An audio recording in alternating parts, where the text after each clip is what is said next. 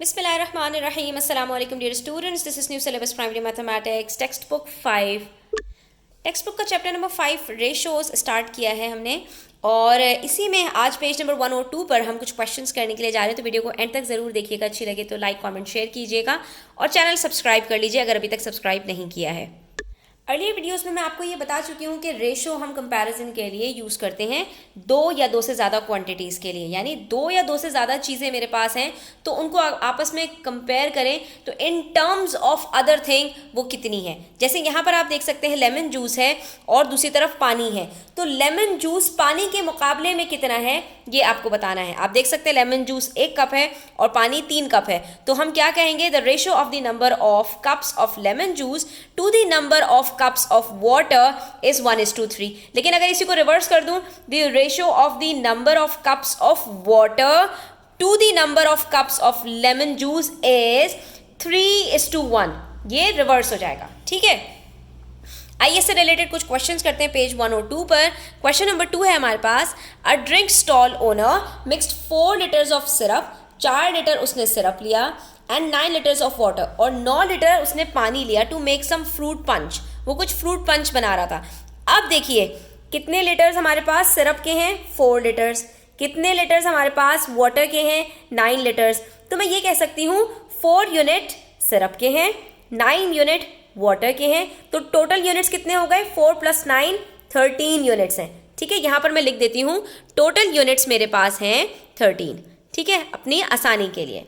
अब हम जरा रेशो कैलकुलेट करते हैं डिफरेंट अंदाज से।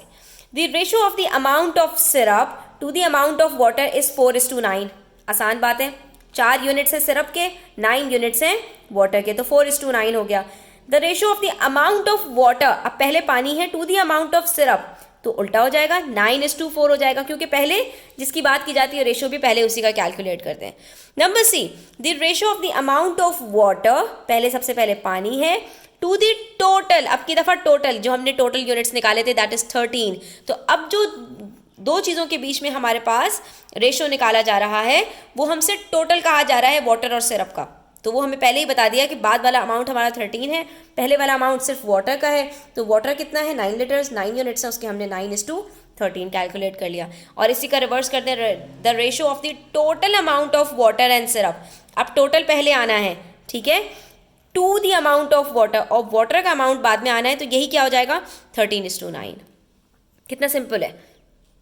पेज नंबर 103 पे कुछ और क्वेश्चंस देखते हैं। बस 2 चीज़ें याद रखनी है, जितनी क्वांटिटीज दी हुई हैं उन सबके यूनिट्स आपको पता होने चाहिए कि वो कितने कितने हैं, वो पहले कैलकुलेट कर लो। और दूसरी चीज़ कि इन सारे यूनिट्स का मिलाकर टोटल कितना है वो भी आपको पता होना चाहिए। जब आपको यूनिट्स आपने कैलकुलेट कर लिए अलग अलग क्वांटिटीज़ के भी और टोटल भी, तो उसके बाद रेशो कैलकुलेट करना कभी भी प्रॉब्लम नहीं होगी। आपसे क्या कहा, देयर आर 5 रेड बीड्स, आप देख सकते हैं 5 रेड बीड्स हैं, 2 ब्लू बीड्स, 2 ब्लू बीड्स हैं, ठीक है। तो 5 यूनिट्स हो गए रेड के, 2 यूनिट्स हो गए ब्लू के, तो टोटल यूनिट्स कितने हो गए 7।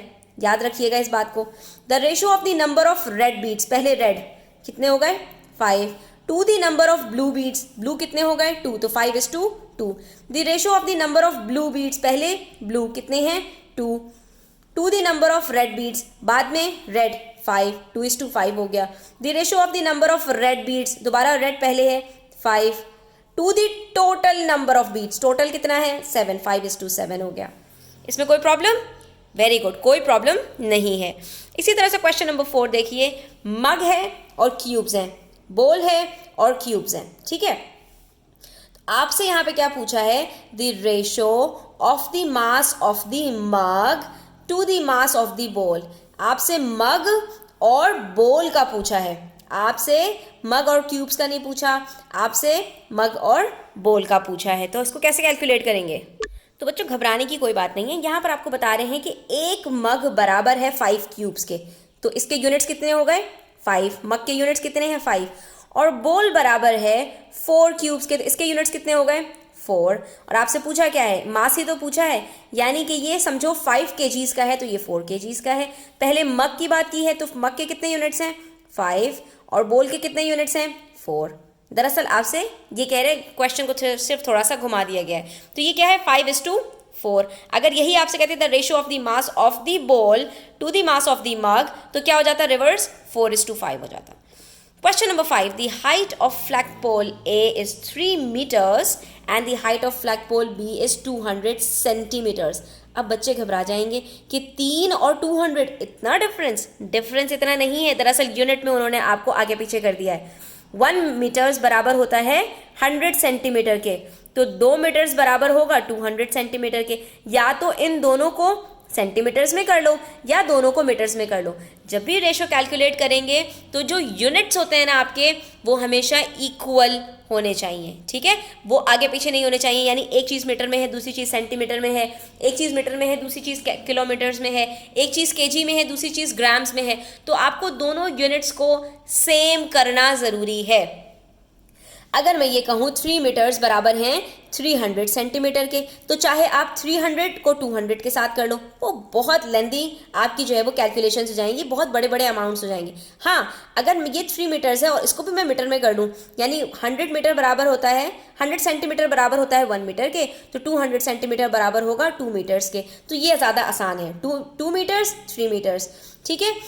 फ्लैग पोल की 3 मीटर्स है और फ्लैग पोल बी की 2 मीटर्स है, ठीक है। दोनों को हम मीटर्स में कर लेते हैं। तो इसके यूनिट्स कितने हो गए?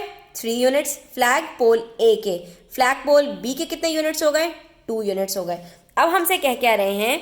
The ratio of the height of flag pole A के कितने हैं? 3 to the height of flag pole B के कितने हैं? 2 इज 3:2।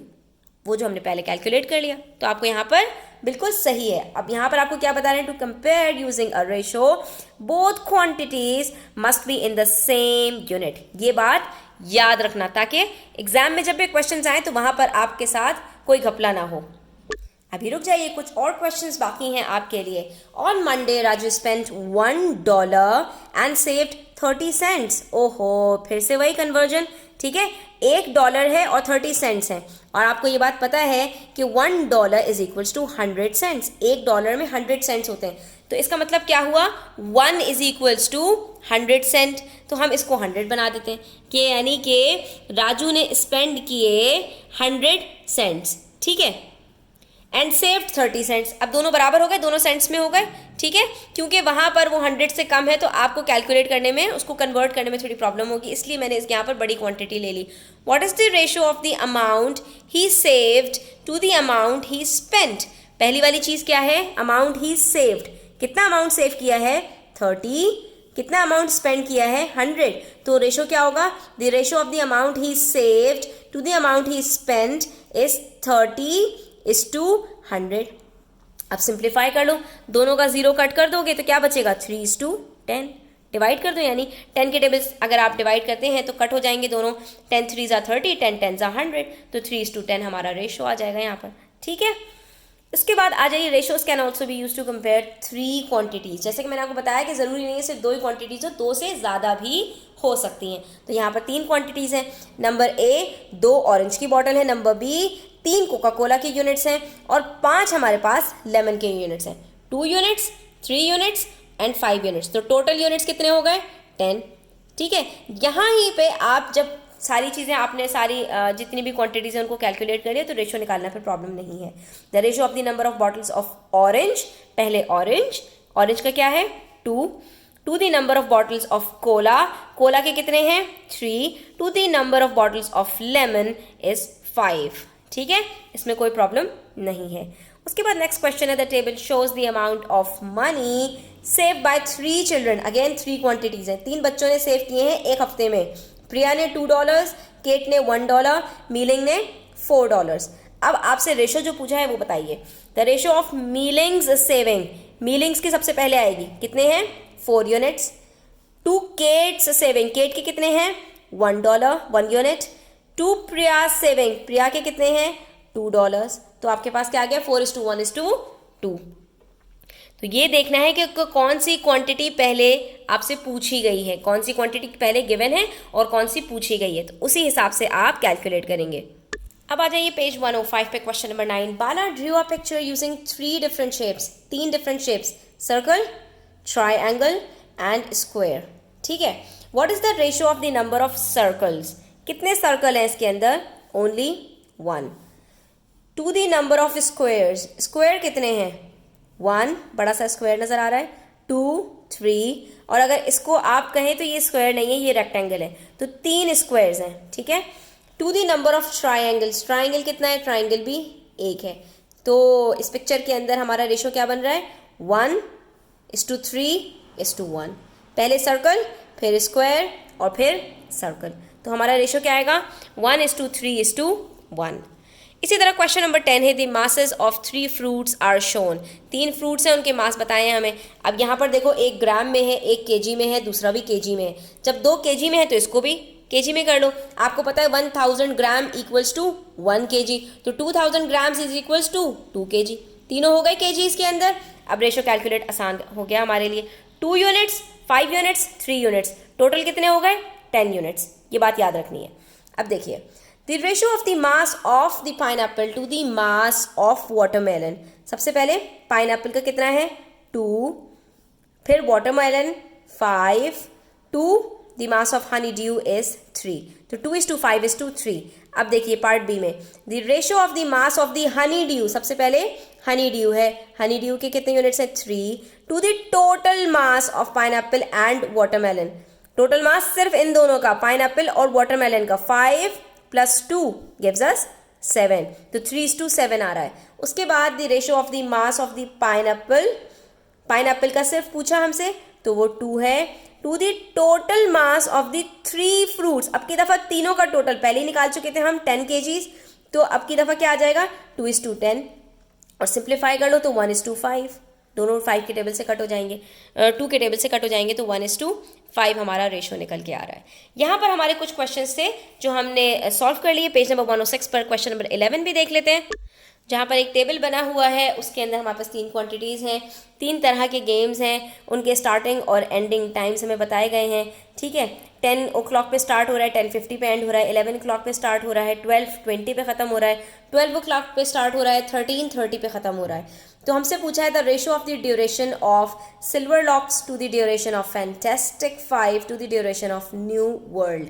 सबसे पहले कौन सा है, सिल्वर लॉक्स, उसके बाद कौन सा है, फैंटास्टिक, उसके बाद कौन सा है, न्यू वर्ल्ड। तो आपने इसी रेशो, इसी सीक्वेंस के साथ रेशो कैलकुलेट करना है। सबसे पहले हम इनका ड्यूरेशन निकाल लेते हैं। यहाँ पर कितना आ रहा है, 10 से 10:50 तक 50 मिनट्स, यहाँ से 11 से 12:20 तक, 11 से 12 60 मिनट्स, 60 + 20 गिव्स अस 80 मिनट्स, ठीक है, ये 80 मिनट्स आ रहा है। और ये 12 o'clock से 13:30, यानी 12 से 13 तक 60 मिनट्स, और उसके बाद मजीद 30 मिनट्स, तो 60 + 30 90 मिनट्स, ठीक है। तो ये हमारे पास रेशो यहाँ पर क्या कैलकुलेट होगा, नंबर 1 80, नंबर 2 90, नंबर 3 50। इनको सिंप्लीफाई कर लीजिए, तीनों के जीरोस कट हो जाएंगे, तो रेशो क्या निकलेगा, 8:9:5। ये हमारे पास रेशो कैलकुलेट हो गया, ठीक है। आई होप स्टूडेंट्स ये आपको काफ़ी क्लियर हो गया होगा। Thanks for watching the video till the end, take care, अल्लाह हाफिज़।